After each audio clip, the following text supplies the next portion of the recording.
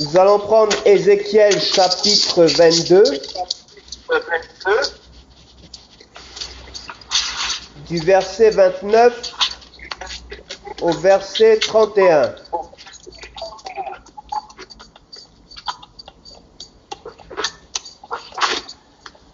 Ézéchiel chapitre 22, du verset 29 au verset 31.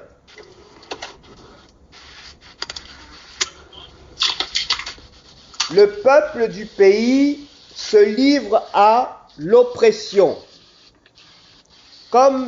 commet des vols, espionne le malheureux, exploite le malheureux et le pauvre, opprime l'immigrant contre toute justice. Je cherche parmi eux un homme qui les protège par une clôture, qui se tienne sur la brèche devant moi en faveur du pays, afin qu'il ne soit pas détruit. Mais je n'en trouve pas. Je répands sur eux ma fureur, j'en viens à bout par le feu de mon courroux. Je fais retomber leurs œuvres sur leur tête, oracle du Seigneur l'Éternel. Je reprends la lecture. Le peuple du pays se livre à l'oppression, commet des vols, exploite le malheureux et le pauvre, opprime l'immigrant contre toute justice. Je cherche parmi eux un homme qui les protège par une clôture, qui se tienne sur la brèche devant moi en faveur du pays, afin qu'il ne soit pas détruit. Mais je n'en trouve pas. Je répands sur eux ma fureur, j'en viens à bout par le feu de mon courroux, je fais retomber leurs œuvres sur leur tête, oracle du Seigneur l'Éternel. Amen. Que Dieu bénisse sa parole. Le thème de mon message ce soir, c'est « Dieu cherche un homme qui prie ». Dieu cherche un homme qui prie. Ici, le peuple du pays vit dans l'adultère, vit dans le péché, vit dans le mensonge, il vit dans la convoitise. Il n'y a pas d'amour entre les frères et les sœurs. Il n'y a pas d'entraide entre les frères et les sœurs. Il n'y a pas de soutien entre les frères et les sœurs. Les uns et les autres se parlent durement. Les uns et les autres s'insultent. Il n'y a pas de franchise entre les frères et les sœurs. Il n'y a pas d'amour véritable selon le Seigneur entre les frères et les sœurs. Ce peuple est un peuple qui commet la justice, qui opprime leurs frères et leurs sœurs. Et Dieu est fâché contre ce pays. Et Dieu doit prononcer sa justice. Il doit prononcer son décret contre ce pays. Mais Dieu qui est amour cherche un homme qui puisse se tenir devant lui et qui prie en faveur du pays, qui prie pour le pardon des péchés du pays, qui intercède en faveur du pays, afin que l'Éternel Dieu Tout-Puissant ait pitié, comme Moïse a intercédé sans cesse devant le Père, afin que Dieu ait pitié d'Israël, comme Daniel a intercédé devant son Dieu, pour que Dieu ait pitié d'Israël. À chaque fois, il y a eu un homme qui s'est levé et qui a prié, qui a demandé pardon au Seigneur pour les péchés de son peuple, pour les péchés de ses enfants. Un homme qui a eu à cœur d'entrer dans la présence du Seigneur au travers du sang de l'agneau, car il sait qu'il a un libre accès auprès du Seigneur au travers du sang de l'agneau. Un homme qui accepte de se présenter devant Dieu pour confesser ses propres péchés et pour confesser les péchés de ses frères, pour confesser les péchés de ses sœurs. Il cherche un homme qui prie, qui l'invoque afin qu'il ne détruise pas le pays. Il cherche un homme qui prie, qui l'invoque afin que les décrets prononcés par l'Éternel soient changés, afin que la malédiction soit changée en bénédiction, afin qu'à la place de la mort, la vie prenne place. Il cherche un homme qui est conscient de sa position en Christ, qui est conscient de sa position en Christ, qui sait qu'à la croix, ses péchés sont pardonnés et qu'il peut les confesser, qui sait qu'à la croix, les péchés des hommes et des femmes sont pardonnés et qu'il peut les confesser.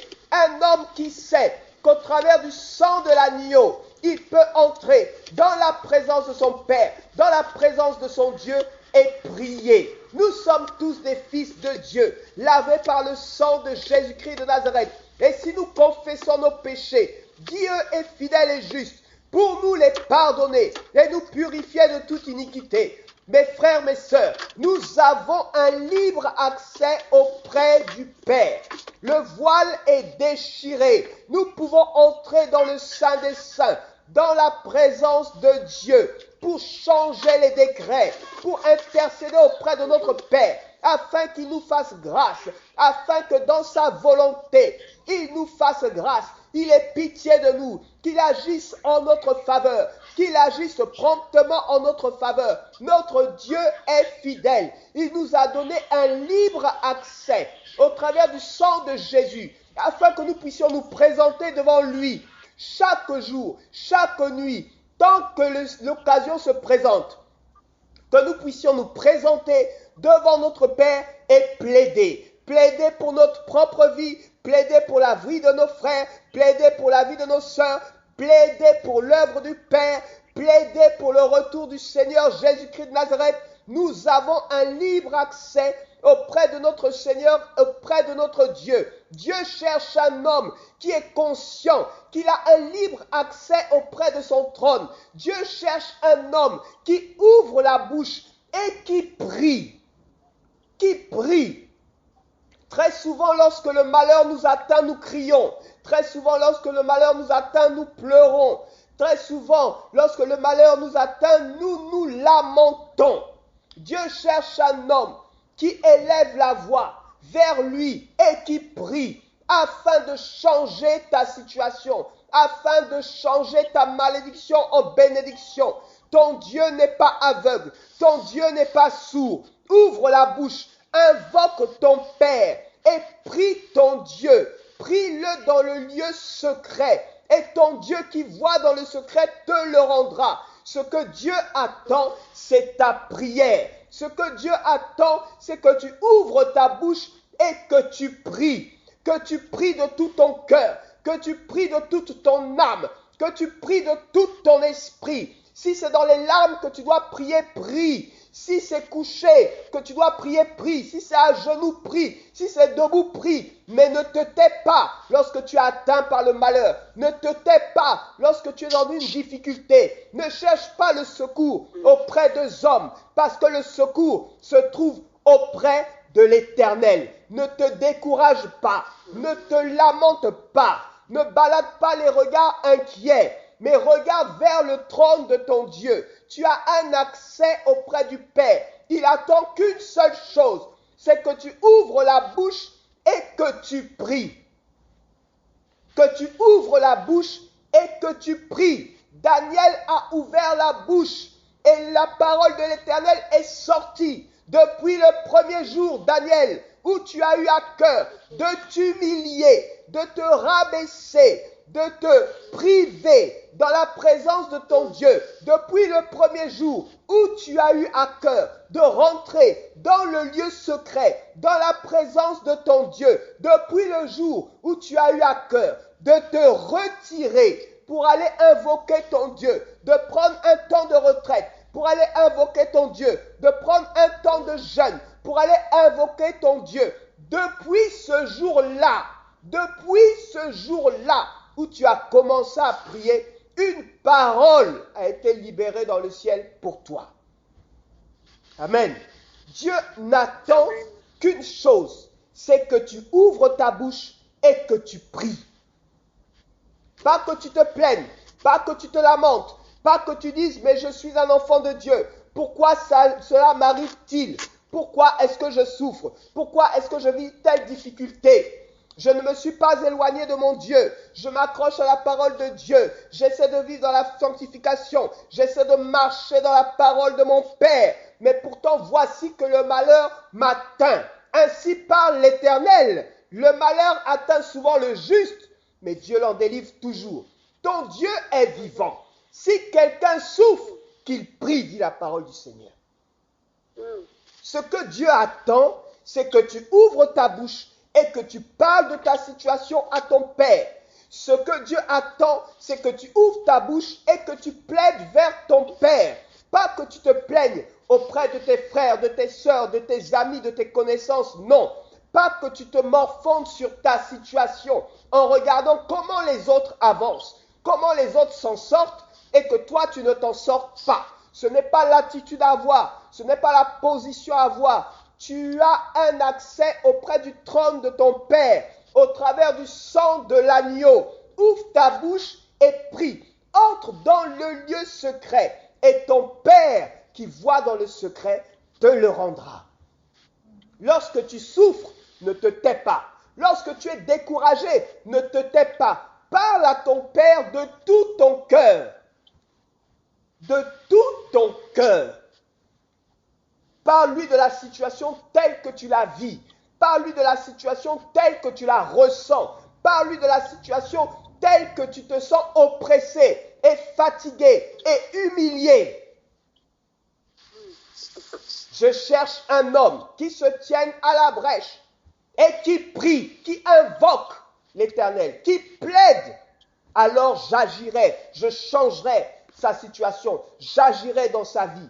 Confie ton sort en l'Éternel et il agira. Invoque-le au jour de la détresse. Lorsque ça ne va pas, lorsque c'est difficile, lorsque c'est compliqué, lorsque ça ne va plus, lorsque tu ne sais plus à qui te fier, ni à qui te confier, invoque l'Éternel ton Dieu. Il n'est pas sourd. Il n'est pas muet, il n'est pas incapable et sa main n'est pas trop courte pour te sauver. Sa main n'est pas trop courte pour te délivrer. Sa main n'est pas trop courte pour te guérir. Sa main n'est pas trop courte pour changer ta situation. Ton Dieu est vivant et il est fidèle.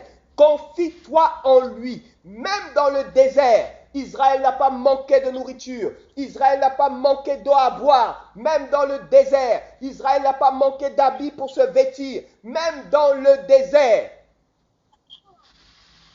Dieu a conduit son peuple la nuit dans une colonne de feu. Le jour, au travers de la nuée, l'ange de l'Éternel était devant eux comme un guide et derrière eux comme un protecteur. Même dans le désert, Dieu a pris soin de son peuple. Dieu a fait des miracles dans le désert. La manne est tombée du ciel pendant qu'ils étaient dans le désert. Ils ont bu l'eau du rocher pendant qu'ils étaient dans le désert. Dans le désert, ma sœur, tu as ton Dieu. Tu as un Dieu, il est vivant. Dans l'abondance, il est avec toi. Dans le désert, il est avec toi. Dans les difficultés, il est avec toi. Ne te tais pas. Parle de ta situation. Invoque-le. Plaide auprès de ton Père. Ne te lasse pas de plaider. Tout ce que Dieu attend, c'est que tu plaides, que tu parles, que tu ne te taises pas, que tu ne retiennes pas ta main, ta voix, mais parle à ton Père. Ne te lamente pas, tu n'es pas seul. Ton Père est avec toi. Il attend que tu parles. Que tu parles pour ta vie, que tu parles pour la vie de tes frères, la vie de tes sœurs, la vie de tes amis, la vie de tes connaissances, la vie de ton pays, la vie de ta nation. Ton Dieu attend une parole qui vienne de toi. Toi qui l'as mis à part, toi pour qui il a versé son sang, toi à qui il a donné un libre accès à son trône, afin que tu puisses présenter devant lui des prières, des paroles, des offrandes, des actions de grâce. Il t'a donné un libre accès. Il t'a positionné afin que tu puisses prier pour toi-même et que tu puisses prier en tant qu'intercesseur pour les autres. Je cherche un homme qui se tiennent à la brèche et qui prient en faveur du pays, afin que lui et le pays soient sauvés, afin que lui et sa famille soient sauvés, afin que lui et son entreprise soient sauvés, afin que lui et son entourage, ses voisins, soient sauvés, épargnés du feu, épargnés de l'incendie, épargnés du terrorisme, que lui et sa ville soient épargnés. Je cherche un homme qui se tienne à la brèche et qui prie, afin que j'agisse favorablement, afin que si j'avais décidé de frapper, je me répande, afin que si le diable avait décidé de frapper, moi l'Éternel, je puisse intervenir. Frères, levons-nous et prions, levons-nous et prions, levons-nous et prions. Notre prière peut tout changer. Au travers de nos prières, les décrets maléfiques, les décrets démoniaques peuvent être annulés. Les décisions du diable, les programmes sataniques peuvent être annulés au travers de notre prière. Nous avons l'autorité, nous avons un libre accès auprès du Père afin d'aller plaider, afin d'aller supplier, afin d'aller pleurer. S'il y a quelqu'un auprès de qui tu dois pleurer, c'est auprès de ton Père. Il essuiera tes larmes, il te relèvera, il te bénira et il te fera du bien. S'il y a quelqu'un auprès de qui tu dois aller te plaindre, c'est auprès de ton Père. Lui, il est amour. Il a tant aimé le monde qu'il a donné son Fils, afin que quiconque croit en lui ne périsse point, mais qu'il ait la vie éternelle. Il est amour. Il fait briller son soleil sur les bons et même sur les méchants. Ton Dieu est amour. Ton Dieu t'aime. Plus que tu ne crois, plus que quiconque peut t'aimer. Il a donné sa vie pour toi. Il a versé son sang pour toi. Il connaît le nombre de cheveux que tu as sur ta tête.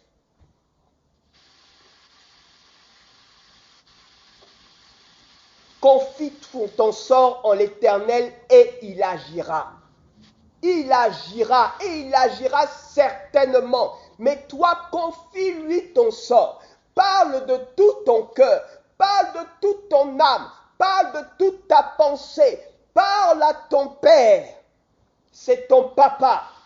Il a fait de toi son enfant, afin qu'il n'y ait pas de protocole entre toi et lui.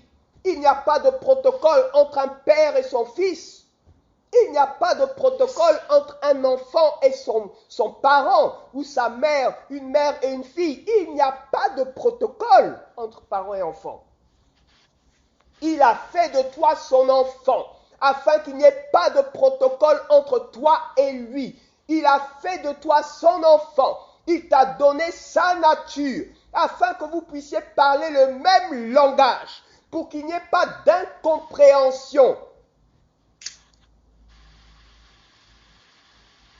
Il a mis son esprit en toi, afin que tu puisses parler à ton Père, par le Saint-Esprit, parler à ton Père, sous la direction du Saint-Esprit, parler à ton Père, par l'inspiration du Saint-Esprit, parler à ton Père, le langage du Saint-Esprit, de sorte que vous puissiez vous comprendre, de sorte que tu parles dans le cadre de la volonté de Dieu, de la volonté de ton Père, de sorte que ton Père puisse agir. Ton Dieu est vivant. Tout ce qu'il veut, c'est que tu parles. Amen. Amen. Que Dieu bénisse sa parole